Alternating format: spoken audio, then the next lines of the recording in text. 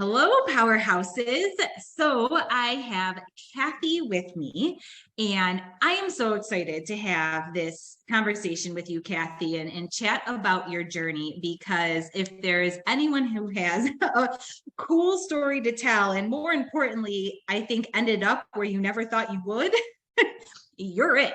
And it's been so exciting to also watch you grow and have your mindset shift and all of the cool things that you've gone through, and painful things too, I suppose, with who hasn't.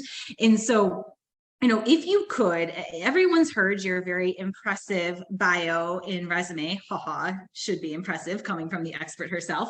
But why don't you, if you could, just tell everybody a little bit about your story from your version of it, in terms of where you started in your journey here and to where you are now, because it's a pretty cool transformation, and I know it wasn't linear, and it most definitely was not easy.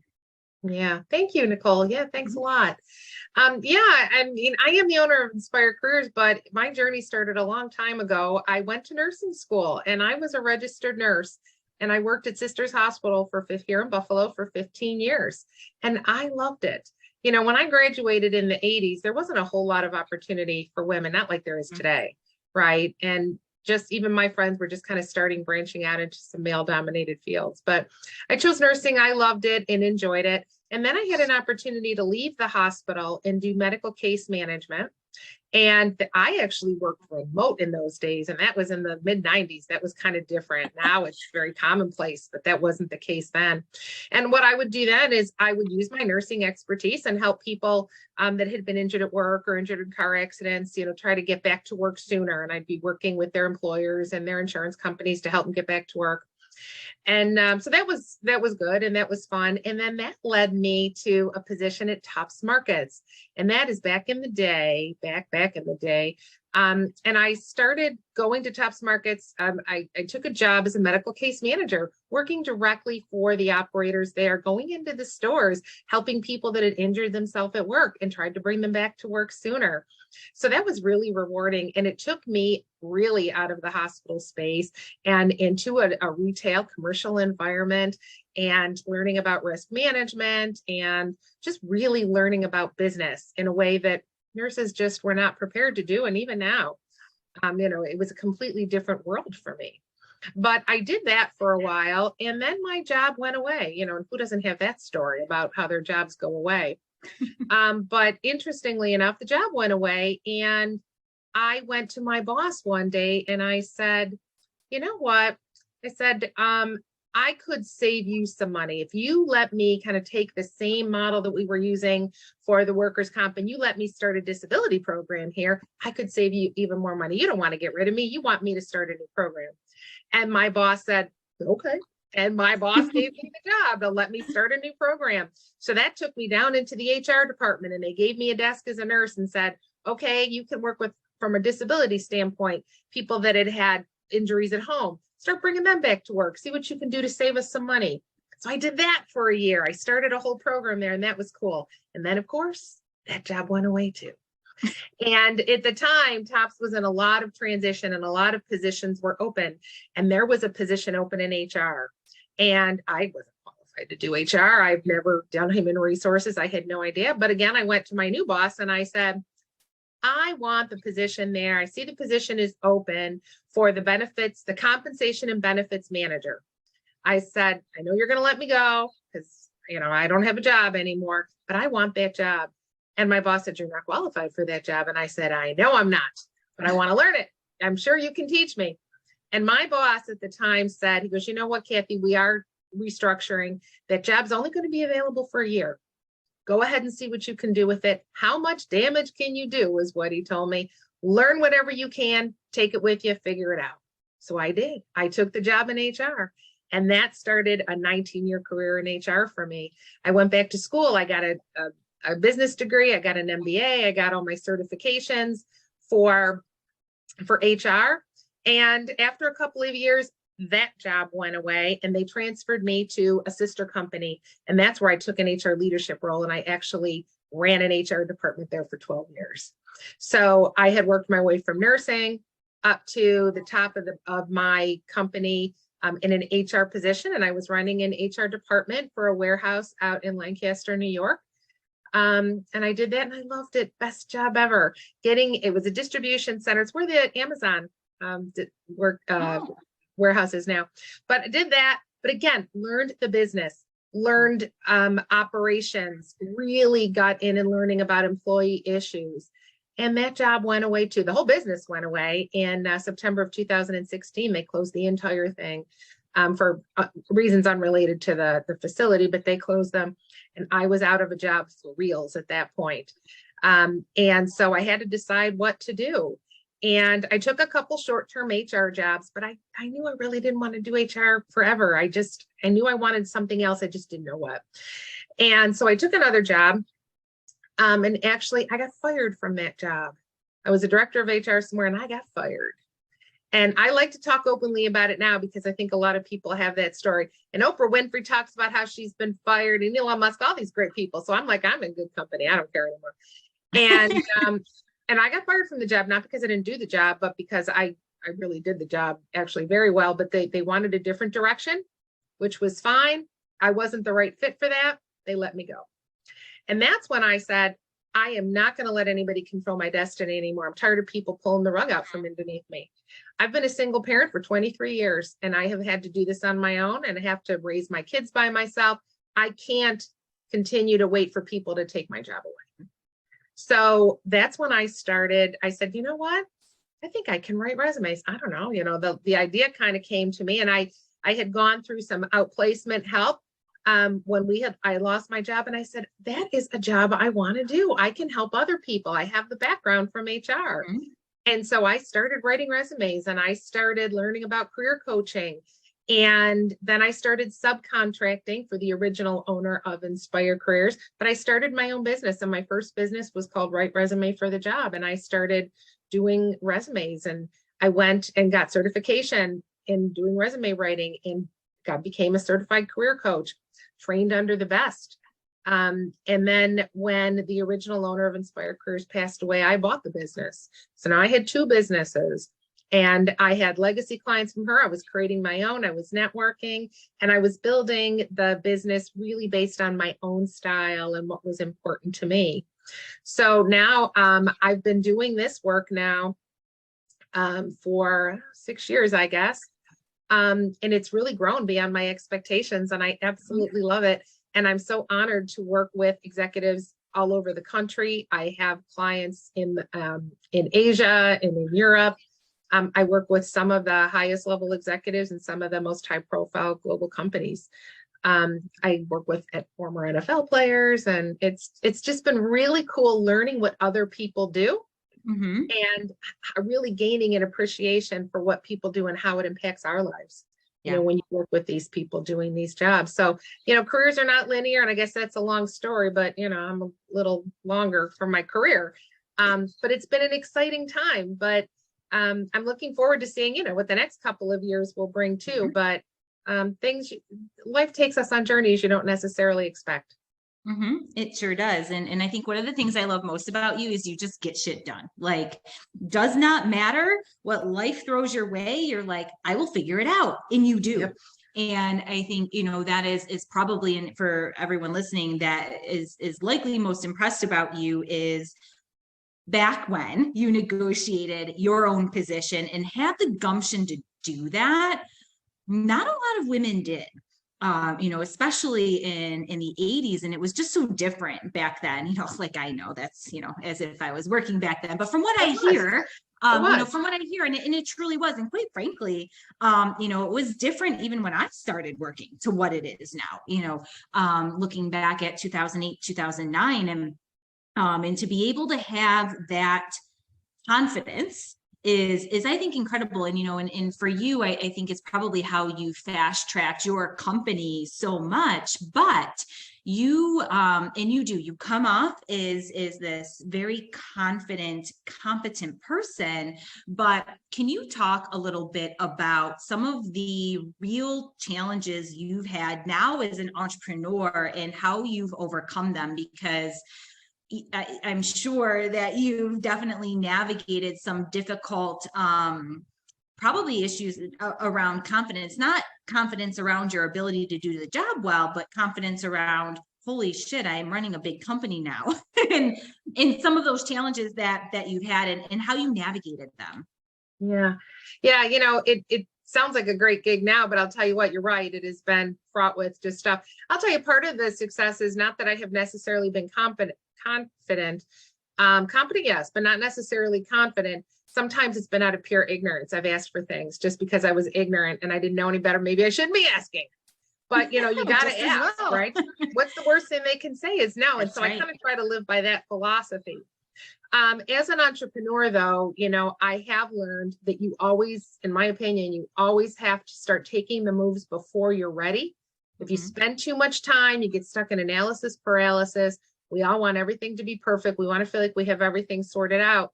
But I have a saying over my desk, and it's from that the Kevin Costner movie, the baseball movie, Field of Dreams, right?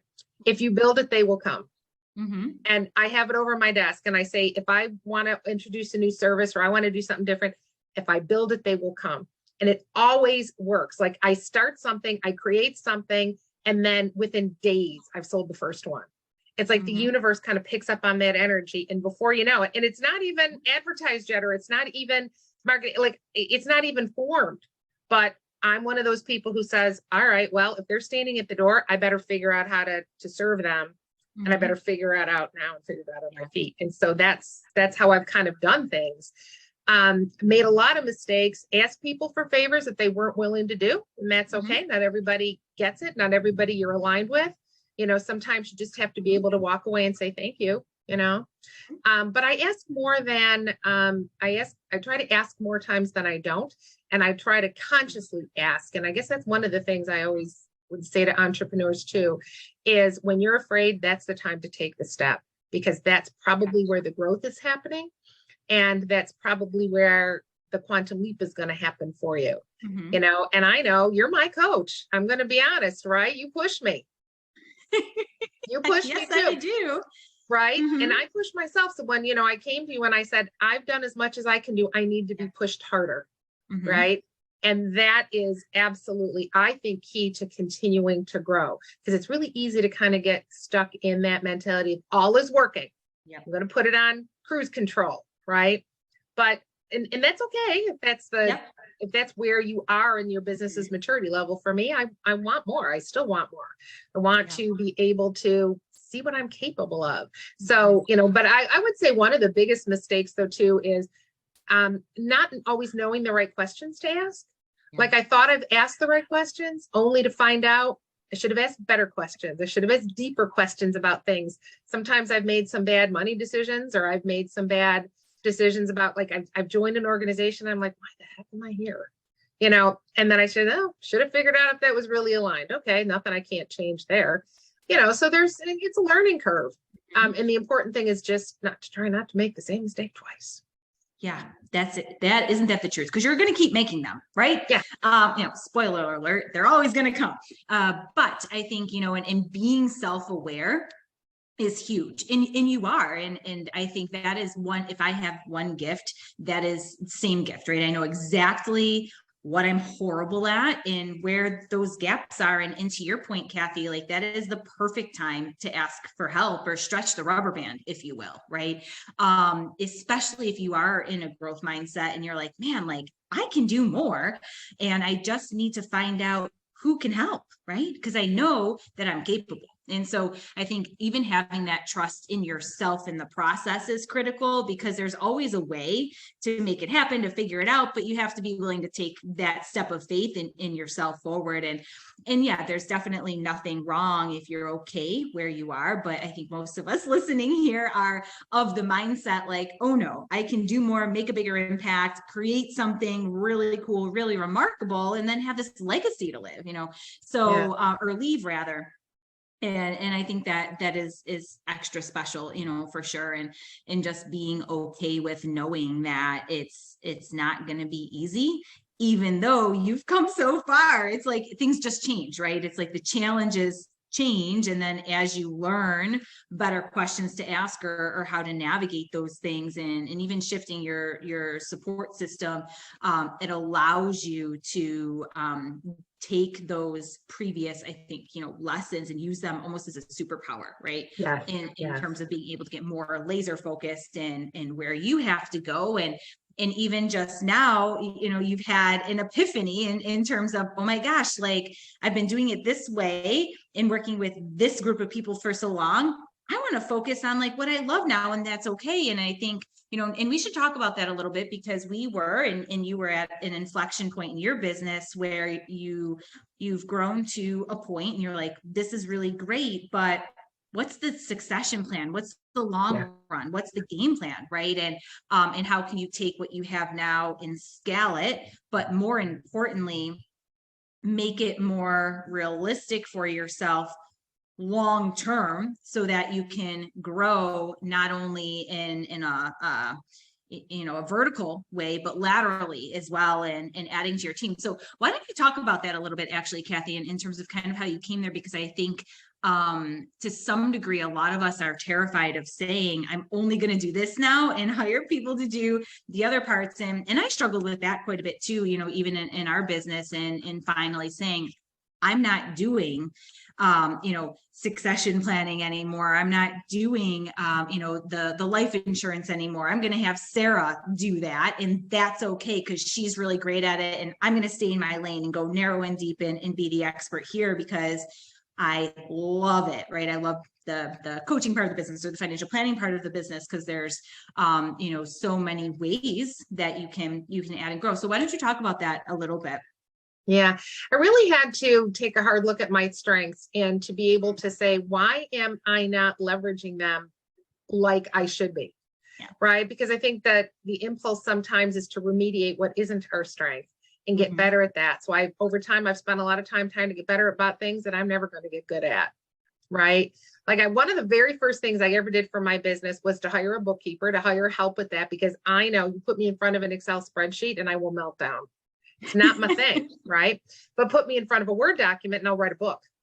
So it's just completely different. And so for so long, I don't know why I felt like I had to. It was part of, not the punishment of owning your own business, but was part of the downside, having to do things I did not like. And so then I started feeling like, there's other help. It's about asking for the help. But in terms of the epiphany for my business, it just occurred, like I finally articulated out loud this week what I love to do in my business and what I don't love to do. And fortunately, I believe I've gotten to the point now where I can make a decision to say, I am not going to do this anymore. And I am going to bring on help to be able to do that, still provide high quality service, still be able to scale my business, to be able to bring in the clients and give them the care. But it doesn't necessarily mean I have to be the one doing it all. And I think that's a trip that a lot of entrepreneurs fall into, or a trap, is that they feel they have to do everything themselves. And particularly if you're not, necessarily, to whatever your financial goals are, and you say, well, I haven't quite hit it yet. And I tend to be an all or nothing person. Well, if I haven't hit my goal 100%, then I'll look at myself and go, you failed. You did not hit that exactly. I've had to let that go too. Right. And that doesn't mean lower my standards, but I have to be able to say, if you miss something by 5 days or by $5, that's not a failure. You still did it. And so coming to the realization of what I love to do, I do love to coach. I love to coach, create. I love to sell. I love to talk to people because I'm providing them a solution. And this all goes back to my journey that we talked about. At heart, I am still the nurse. I'm still the caregiver. I'm still the advocator. So from nursing to human resources to career coach, it's all that underlying thread of I'm here to serve, and I'm here to provide solutions for people that are literally life-changing. And, I'm on LinkedIn all day long, and I see all kinds of stuff about everybody bad-mouthing recruiters and bad-mouthing resume writers and bad-mouth this. And I'm like, I don't know where they're getting their information from, but what I do here changes lives. When I help people find a better job, that they can take care of their families, they can buy a different home, younger people can move out of their parents' house and start their life. They can buy their first car. That is life-changing. So it's no different. It just, when I was in a hospital, I was doing, physical care. And then in HR, I was doing a lot of advocacy for people, helping them, align with the business to make sure that the business and the employees were both getting what they needed. And now I'm just serving in a different capacity. But I'm scared a little bit too, like, oh, I want to do this, but I'm not going to do it. But cutting off and making the decision and saying, I'm committing to it, I'm going to do it. That's what I said earlier. I think that's where the big change happens, the quantum leaps happen. And if it's in here and it comes up to the surface, then I feel that I need to respond to it. And I'd recommend, entrepreneurs, I'll listen to yourself. Yeah. Listen to what's deep down, and when it starts pushing itself up, your body starts throwing it up. It's time, it's got to come out. Yes. And I feel like I've made a huge decision. I'll tell you what, if I knew what I knew years ago, I don't know if I would have ever started a business. It's hard. It's hard. But I'll tell you what, it has been the most rewarding thing I've ever done. I would never go back to work for somebody else. Because I'm a toughest boss. Yeah, I would. I'd get fired again. But I'll tell you what, best thing that ever happened to me, literally. And I'm very good friends with the gentleman that fired me. Like, that's awesome. We both get it. Like, we really get it. Love him. Still consider him a mentor, right? Totally get it. And that's part of being an entrepreneur too, is to be able to develop relationships, nurture them, let go of what doesn't serve you, and embrace sometimes what you used to think could have hurt you. You got to be bigger than that. You got to let it go. And you've just got to say every opportunity is an opportunity to do more and to grow the business. And when it doesn't appear to be that way, you got to walk away. That's right. Knowing when to walk away. And I talked about this a little bit ago, actually, is like quitting's okay. And, we hold so much weight in terms of like feeling like you're giving up or quitting. And like, sometimes that's the best choice that you can make, is to stop doing something. Even if you have 5 years vested in a project, like if it's not working, if it's not serving you, it's insanity to keep trying to make something work that's not working. Quit, let it go. It's fine. Refocus your attention on what is working and really doing that. And I think that's a really important point to make. And even to your credit, Cathy, and everyone listening doesn't know this, that you just decided to make the pivot to only focus on coaching and delegate the rest of your business to team members and employees about 5 minutes before we started this podcast. And now you can't go back because you're saying it to the world out loud. And so now here it is, right? And which, again, like I say this all the time too, like whenever I want to do something and I don't really want to do it though, or like I'm scared to do it, I always say it out loud and then tell everybody else.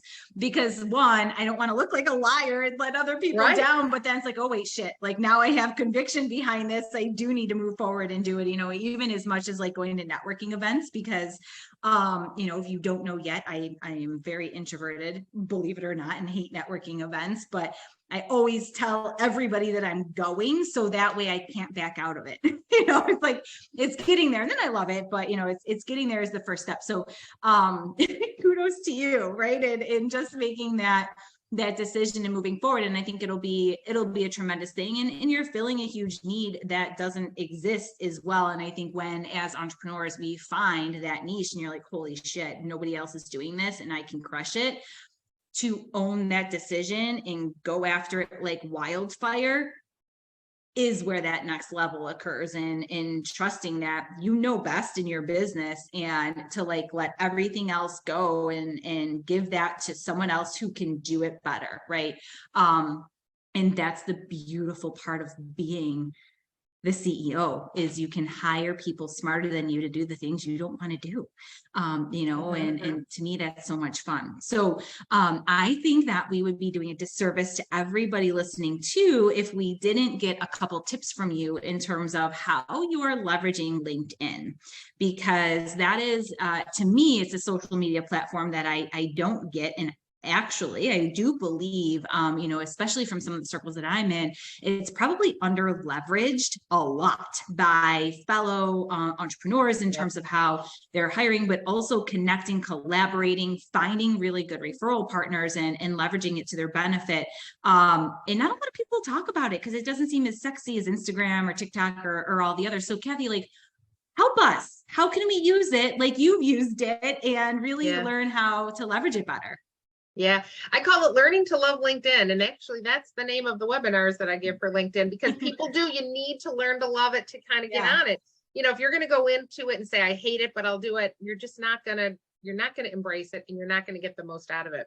But you're right. It is a social media platform for business and for business relationships with a touch of authenticity, meaning that the big pitch today is to really to be more of yourself. Now, we're not sharing our vacations to Cabo on there, unless we can, somehow demonstrate that it comes to something back to business. And there's generally a way to do that, but it's not like you would do that on Instagram and Facebook. So, but I'm on LinkedIn all the time. And what I find the best reasons to be on LinkedIn, one is really about building your brand, helping to get your message out, and you can get it out to your target audience. And I hear from people that say, well, my target audience is in my immediate area. I have a brick and mortar store.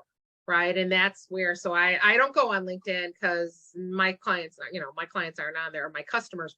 And I say, I disagree, because there are 900 million, get that, folks, 900 million members on LinkedIn.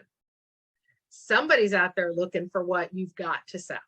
And so, to be able to break that down, so whatever area you're in, there are tens of or hundreds of thousands or potentially millions of people that are in your area you don't even know about, but they are on LinkedIn all the time too. And if you're a brick and mortar, but you're still selling things online, you've got e-commerce going, well, hello, then you can sell anywhere. But the number one thing is about building your brand so that people know what to expect from you, delivering content on here that's valuable to people to help them in their journey, and really being able to serve primarily on there, providing free information, being able to help people understand, what you stand for, to be able to grow that network and be able to get with like-minded people. Now, you can sell on LinkedIn too. Absolutely. There is a whole platform to be able to sell. But even aside from that, creating great content helps you sell in terms of bringing people into your profile, into your brand. I get a lot of clients from LinkedIn. And I don't have any of those funky programs, the sales navigator, I don't use that. But I have a strong enough presence, and I collaborate with enough people that I can bring in clients that way. And that's something a lot of people miss, Nicholle, is on LinkedIn. They think they ought to do it all themselves. But if you look, the real best people are always collaborating. They are LinkedIn Live, they're talking together, they're holding webinars together, they're speaking in symposiums. Nobody's doing it by themselves. Not at that scaling level, not when you see people that have 100,000 followers or 1 million followers, and I know people that have both of those, none of them are doing it all alone. They are collaborating with other people. And this one message, if nobody else hears anything, what I have learned is there is enough business for everybody. Never be afraid that you can't share what you know and talk to other people that are doing the same work as you. Because even though the product might be the same, the solution is still different. The way you deliver it, the brand is different. There's always enough work for everybody. I don't care what business you're in. I don't care what you're selling. Collaborate with other people and the doors will open. Your ideal client will find you. They will feel that attraction to you. And then in the meantime, you're putting out all this good karma too, right? You're helping somebody else. They're helping you out. Developing partnerships.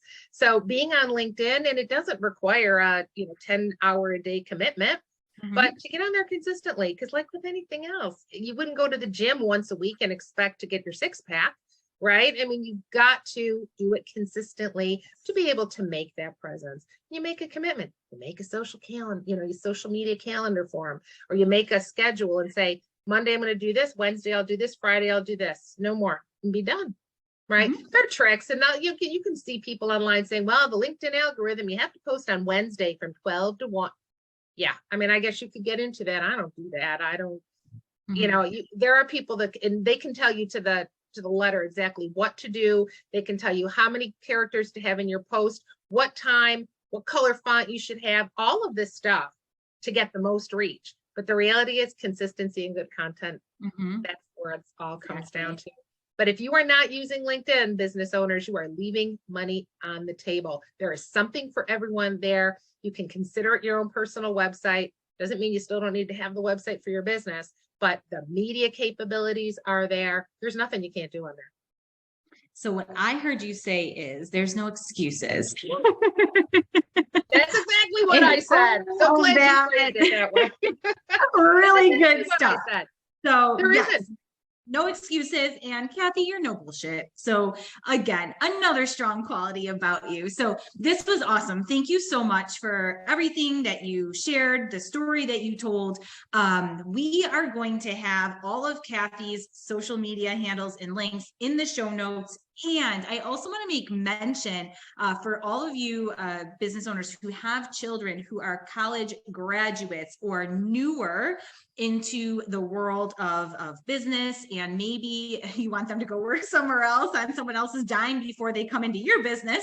Cathy is doing a couple really cool workshops, coaching programs, and events specifically for those newer career starters. I don't know what I was going to say right there, in college grads. And so we will share that in the show notes as well, because she's really doing some super cool stuff with that group specifically. And I think that everybody can agree they need the help. They don't have the same skill sets that I think we were graduating with in terms of some of those people skills and the ability to really like go out there and answer the phone and communicate. And into their defense, we've also been in a really wonky time over the last few years. So I think this type of programming is probably more critical now than ever. And so we will put that in the show notes for you all as well. So again, thank you so much, Cathy. I love talking to you, of course.